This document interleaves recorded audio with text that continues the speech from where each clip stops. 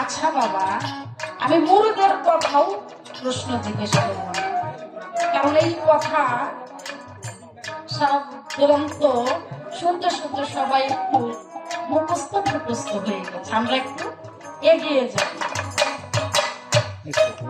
আমি মুরিদ পড়া তরিকত এই সব একটু এগিয়ে যাই, যেহেতু শিষ্যের পালা দিয়েছে।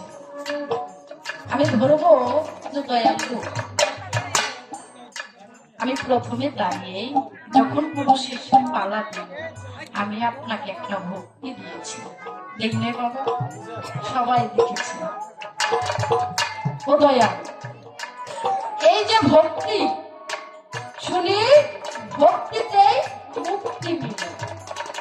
যদি দয়াল সহায় থাকে, সামটার একটু বাড়বে। ভক্তিতে মুক্তি মিলে। ও দয়াল, একটা গুরুকে শত শত ভক্ত থাকলে শত শত ভক্তরাই শিষ্যরাই ভক্তি করে। ও দয়াল, ভক্তি দিলেই কি মুক্তি পাওয়া যায়? আজকে ভক্তির মাঝে প্রকার ভেদ আছে। কারণ দেখা যায় দরবারে অনেকে এমনও শিষ্য আছে গুরুর পায়ে পাড়াই খাও ভক্তিতে। ঠাকুর ঢুকতে খুব মার্কা ভক্তি আছে। ডিজিটাল সালামও যেই রকম বের হইছে, খুব মার্কা ভক্তি। ওই খুব মার্কা ভক্তি দিলে কি তোমার মুক্তি পাবো? এই ভক্তি প্রকারভেদ আছে।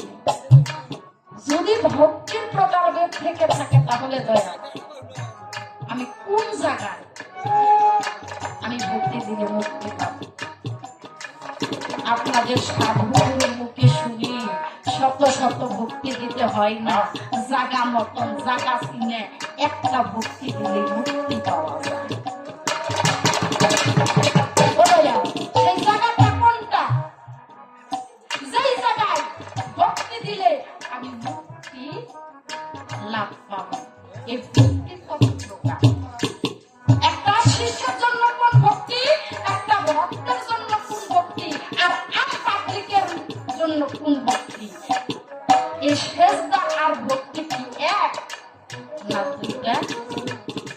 রকম জিনিস। অনেকেই বলে সেজদা করো, অনেকেই বলে ভক্তি করো। এই জিনিসটা আমি বুঝি না। আজকে আমাকে বুঝিয়ে দিবেন পঙ্খানে সেজদায় কি ভক্তি না ভক্তি সেজদা দুইটার মধ্যে মিল আছে না দুইটা ভিন্ন? তাহলে সেজদা কি আর ভক্তি কি? আমি ভক্তি দিলেই তোমার পাবো না সেজদা দিলে তোমার পাবো? মূলত আমার গুরুকে পাওয়ার দরকার, কারণ গুরু ছাড়া সেই পারে কোনো গুরু নেই। আমার এই একটা কথার ভিতরে কিছু